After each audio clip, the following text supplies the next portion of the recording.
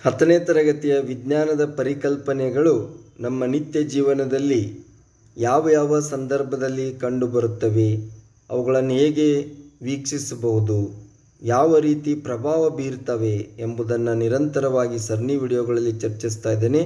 ಅದರ ಮುಂದುವರೆದ ಭಾಗವಾಗಿ ಈ ಒಂದು ವಿಡಿಯೋದಲ್ಲಿ ಕೆಲವು ಪರಿಕಲ್ಪನೆಗಳನ್ನು ಅಧ್ಯಯನ ಮಾಡೋಣ. ಪ್ರಸ್ತುತಿ ನಾನು ರಾಜು ಭೂಶೆಟ್ಟಿ. ಇಲ್ಲಿ ಚಿತ್ರವನ್ನು ತಾವಿಲ್ಲಿ ಗಮನಿಸ್ಬೋದು. ಚಿತ್ರ 1 ಮತ್ತು ಚಿತ್ರ 2. ಈ ಎರಡೂ ಚಿತ್ರವನ್ನು ವೀಕ್ಷಿಸಿದಾಗ ಯಾವ ಪರಿಕಲ್ಪನೆಗೆ ಸಂಬಂಧಿಸಿದಂಥ ಚಿತ್ರಗಳಿರ್ಬೋದು ಎಂಬ ಪ್ರಶ್ನೆ ತಮಗೆ ಕಾಡಬಹುದು. ಇಲ್ಲಿ ಚಿತ್ರ 1 ಇದರಲ್ಲಿ ನೋಡ್ಬೋದು ನಾವು ಏನು ಅಂತಂದರೆ, ಸೂರ್ಯನ ಬೆಳಕು ದಟ್ಟವಾದ ಕಾಡಿನ ಮೇಲ್ಪದರದ ಮೂಲಕ ಹಾದು ಹೋದಾಗ ಇಲ್ಲೇನಾಗುತ್ತೆ ಅಂದರೆ ಟಿಂಡಾಲ್ ಪರಿಣಾಮ ಉಂಟಾಗುವುದನ್ನು ನಾವು ಕಾಣಬಹುದು. ನಂತರ ಇನ್ನೊಂದು ಚಿತ್ರದಲ್ಲಿ ತಾವು ಗಮನಿಸ್ಬೋದು, ಬೆಳಕಿನ ಕಿರಣವು ಒಂದು ಸಣ್ಣ ರಂಧ್ರ ಇರ್ಬೋದು ಅಥವಾ ಕಿಟಕಿಯ ಮೂಲಕ ಕೋಣೆಗೆ ಪ್ರವೇಶಿಸಿದಾಗ ಅಲ್ಲೇನಾಗುತ್ತೆ, ಗಾಳಿಯಲ್ಲಿರುವ ಧೂಳಿನ ಕಣಗಳು ಬೆಳಕನ್ನು ಚದುರಿಸುವುದರಿಂದ ಬೆಳಕಿನ ಕಿರಣವನ್ನು ನಾವಿಲ್ಲಿ ಕಾಣಬಹುದು. ಸೊ ಈ ರೀತಿ ಎರಡು ಉದಾಹರಣೆಗಳು ನಮ್ಮ ದಿನನಿತ್ಯ ಜೀವನದಲ್ಲಿ ಕಂಡುಬರುವಂಥವು. ಇದು ಪ್ರತಿಯೊಬ್ಬರು ಕೂಡ ಇವುಗಳನ್ನು ಗಮನಿಸ್ತೀರಿ. ಇದು ಕೂಡ ಟಿಂಡಾಲ್ ಪರಿಣಾಮಗಳಿಗೆ ಉದಾಹರಣೆಗಳಾಗಿವೆ ಎಂದು ನಾವು ಹೇಳ್ತೇವೆ. ಹಾಗಾದರೆ ಈ ಟಿಂಡಾಲ್ ಪರಿಣಾಮ ಅಂದರೆ ಏನು ಎಂಬುದನ್ನು ನಾವು ತಿಳಿದುಕೊಳ್ಬೇಕು. ಟಿಂಡಾಲ್ ಪರಿಣಾಮವನ್ನು ತಿಳಿದುಕೊಳ್ಳುವ ಪೂರ್ವದಲ್ಲಿ ಕಲೀಲಗಳ ಬಗ್ಗೆ ನಾವು ಅಧ್ಯಯನ ಮಾಡಬೇಕಾಗತ್ತೆ. ಏನು ಕಲೀಲಗಳು ಅಂತಂದರೆ, ಕಲೀಲಗಳು ಎಂದರೆ ಪರಮಾಣುವಿಗಿಂತ ಸ್ವಲ್ಪ ದೊಡ್ಡದಾದ ಕಣಗಳು, ಆದರೆ ಬರಿಗಣ್ಣಿಗೆ ಕಾಣದಷ್ಟು ಚಿಕ್ಕದಾಗಿವೆ. ಅಷ್ಟೇ ಅಲ್ಲ, ಈ ಕಲೀಲಗಳನ್ನು ಸೋಸುವಿಕೆಯಿಂದ ಪ್ರತ್ಯೇಕಿಸುವುದು ಕೂಡ ಅಸಾಧ್ಯದ ಮಾತು. ಆದರೆ ಟಿಂಡಾಲ್ ಪರಿಣಾಮವನ್ನು ಉಂಟು ಮಾಡುತ್ತವೆ ಎಂದು ನಾವು ಹೇಳ್ತೇವೆ. ಕಲೀಲಗಳಲ್ಲಿರುವ ಕಣಗಳು ಬೆಳಕನ್ನು ಚದುರಿಸುವಷ್ಟು ದೊಡ್ಡದಾಗಿರುತ್ತವೆ. ಹೀಗಾಗಿ ಅವುಗಳಲ್ಲಿ ಟಿಂಡಾಲ್ ಪರಿಣಾಮ ಕಂಡುಬರುತ್ತದೆ ಎಂದು ನಾವು ಹೇಳ್ತೇವೆ. ಕಲೀಲ ಎಂದರೆ ಮಿಶ್ರಣ ಎಂದು ವ್ಯಾಖ್ಯಾನಿಸಬಹುದು. ಇಲ್ಲಿ ಒಂದು ವಸ್ತುವು ಅತ್ಯಂತ ಸೂಕ್ಷ್ಮ ಕಣವಾಗಿ ವಿಭಜನೆಯಾಗಿ ಅದು ಎರಡನೇ ವಸ್ತುವಿನಾದ್ಯಂತ ಹರಡುತ್ತದೆ.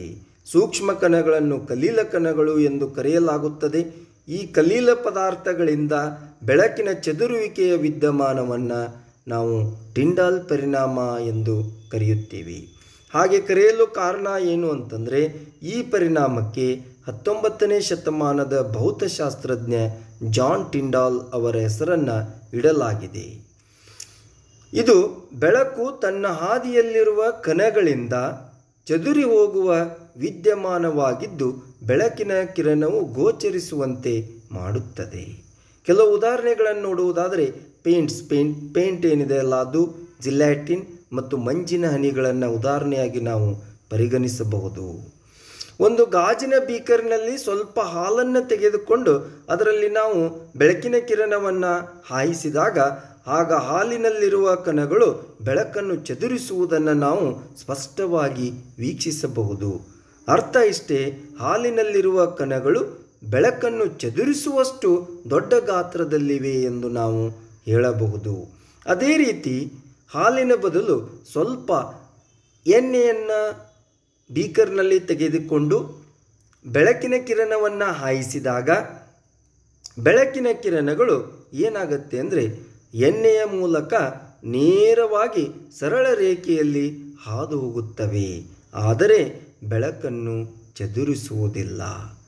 ಅಂದರೆ ಆಯಿಲ್ನಲ್ಲಿ ನಾವು ಒಂದು ಬೀಕರ್ನಲ್ಲಿ ಆಯಿಲ್ ತೆಗೆದುಕೊಂಡು ಅದರಲ್ಲಿ ಬೆಳಕಿನ ಕಿರಣವನ್ನು ಹಾಯಿಸಿದಾಗ ಅವು ಸರಳ ರೇಖೆಯಲ್ಲಿ ಹಾದು ಹೋಗುವುದನ್ನು ಗಮನಿಸ್ತೇವೆ, ಬೆಳಕನ್ನು ಚದುರಿಸುವುದಿಲ್ಲ. ಕಾರಣ ಇಷ್ಟೇ, ಎಣ್ಣೆಯಲ್ಲಿರುವ ಕಣಗಳು ತುಂಬ ಚಿಕ್ಕದಾಗಿರುತ್ತವೆ. ಎಷ್ಟು ಚಿಕ್ಕದಾಗಿರುತ್ತವೆ ಅಂದರೆ ಸುಮಾರು 30 ನ್ಯಾನೋಮೀಟರ್ಗಿಂತ ಚಿಕ್ಕದಾಗಿರುವುದರಿಂದ ಅವು ಬೆಳಕನ್ನು ಚದುರಿಸುವುದಿಲ್ಲ. ಹೀಗಾಗಿ ಬೆಳಕು ನೇರವಾಗಿ ಸರಳ ರೇಖೆಯಲ್ಲಿ ಹಾದು ಹೋಗುತ್ತದೆ, ಆದರೆ ಬೆಳಕಿನ ಚದುರುವಿಕೆಯನ್ನು ವೀಕ್ಷಿಸುವುದು ಅಸಾಧ್ಯದ ಮಾತು ಎಂದು ನಾವು ಹೇಳುತ್ತೇವೆ.